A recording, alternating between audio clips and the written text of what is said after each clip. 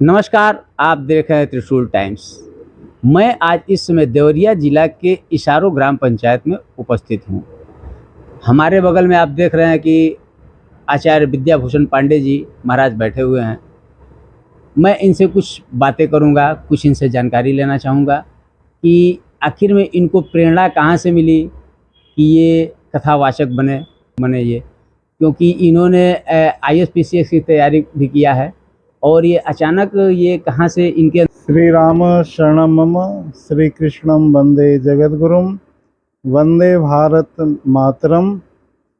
जन्म जन्मांतरों के कर्मों के परिणाम स्वरूप योनियों का निर्धारण होता है। तो पूर्व जन्मों में कुछ सुकृत फल रहे, जिसके परिणाम स्वरूप सरयू मैया के किनारे परम पूज्य देवराहा बाबा की सन्निधि में मेरा जन्म हुआ और बचपन से ही एक जिज्ञासा बनी हुई थी कि ये जीवन होता क्या है, ये जीवन में शिखर पे सफलता के कैसे पहुंचा जाता है, इस जीवन के कर्मों का फल क्या होता है।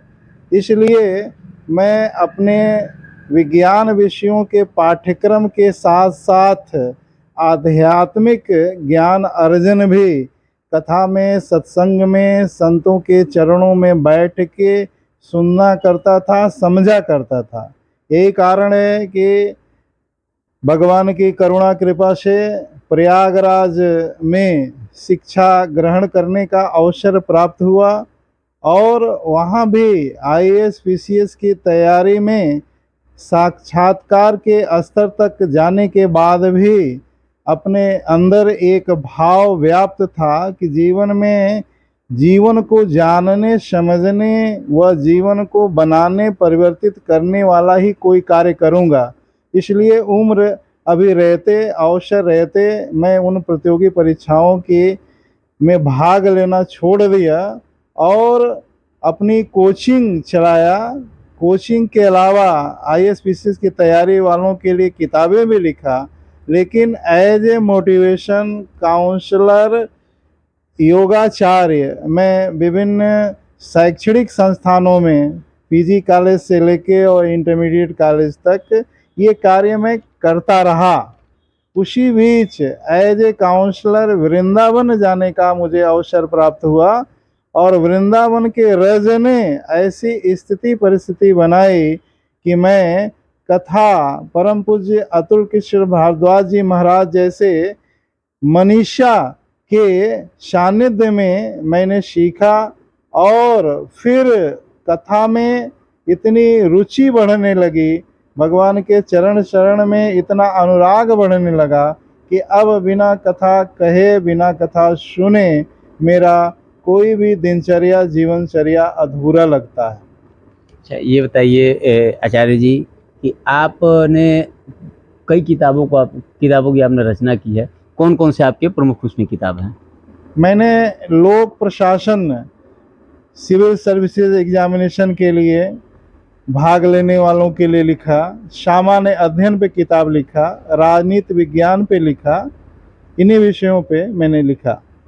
आप संघ से भी हैं, तो हम ये जानना चाहेंगे और दर्शकों भी बताना चाहेंगे कि संघ की क्या योजनाएं होती हैं, संघ किस पे कार्य करता है। ये ज़रा ये लोगों तक पहुँचाइए कि संघ किस रास्ते पे कार्य बताता है लोगों को करने के लिए, ज़रा इसके बारे में भी लोगों तक पहुँचाइए। मानव व्यक्तित्व का निर्माण आनुवंशिक गुणों व वातावरण पे निर्भर करता है। संघ वातावरण जो व्यक्तित्व निर्माण का होता है, जिसमें राष्ट्रभक्ति, परोपकार की भावना, पूरे जगत के कल्याण की भावना भरने का कार्य करता है और संघ की शाखाओं में इन भावों को, इन विचारों को इतनी गहराई से भरा जाता है, उनके वर्ग में अभ्यास के द्वारा ये संस्कार दे दिया जाता है कि राष्ट्र के प्रति हर स्वयं सेवक का त्याग का भाव, निष्ठा का भाव, राष्ट्रीयता का भाव पूरी तरीके से अंकुरित हो जाता है और जागृत अवस्था में श्री नरेंद्र मोदी जी जैसा एक व्यक्तित्व उभर के सामने आता है जो पूरे विश्व में भारत को पुनः विश्व गुरु की प्रतिष्ठा दिलाने का कार्य बहुत तेजी से आगे बढ़ाता है। हाँ, अगर अच्छा ये बताइए, जैसे सनातनियों पे आप क्या कहना चाहते हैं? जो सनातनी हैं उन पे आप क्या कहना चाहते हैं कुछ? ये पूरा का पूरा ब्रह्मांड नियमों में सृजित हुआ है, नियमों में चल रहा है और नियमों में ही परिवर्तित होता है। तो सृष्टि का जो संविधान है, तो ये ऋषियों ने, मुनियों ने आत्मवैज्ञानिक के रूप में कई जन्म तपस्या करके और साधना करके शास्त्रों के रूप में, वेदों के रूप में लेखन किया। वेद शास्त्रों में जो कुछ भी लिखा गया, मानव महामानव कैसे बनता है, मानव बुरा से अच्छा कैसे बनता है, असुर से सुर कैसे बनता है, और मानव के अंदर ही पूरे ब्रह्मांड की शक्ति कैसे अवतरित हो जाती है, ये हमारे शास्त्र में लिखा गया। हमारे संतों ने इसे बताया। और सनातन का अभिप्राय ही होता है कि जो आदिकाल से अब तक है और आगे भी रहेगा, वो नियम, जिन नियमों में कोशिका से लेके ब्रह्मांड तक, वनस्पति से लेके जीव जगत और प्रकृति की हर रचना सृजित होती है, पोषित होती है और परिवर्तित होती है। इसलिए उस वंशावली में हम लोग जन्म लिए, हमारे आनुवंशिक गुणों में वसुधैव कुटुंबकम का भाव आया, सर्वे भवन्तु सुखिनः की विचारधारा आई। इसीलिए हम सनातनी कभी भी सीमित अवस्था में कोई विचार नहीं रखते, कोई भाव नहीं रखते। हर वनस्पति के बारे में हमारा चिंतन सकारात्मक रहता है, हर जीव जंतु के बारे में, हर मानव के बारे में। अच्छा ये बताइए, जो आचार्य जी आजकल लोग जो अशुद्ध आहार लेना शुरू कर दिए हैं, पहले तो दानव ही इसका आहार करते थे, लेकिन आजकल ये सामान्य मानव भी इसका आहार करना शुरू कर दिए, उस पर आप क्या कुछ संदेश देना चाहेंगे समाज को?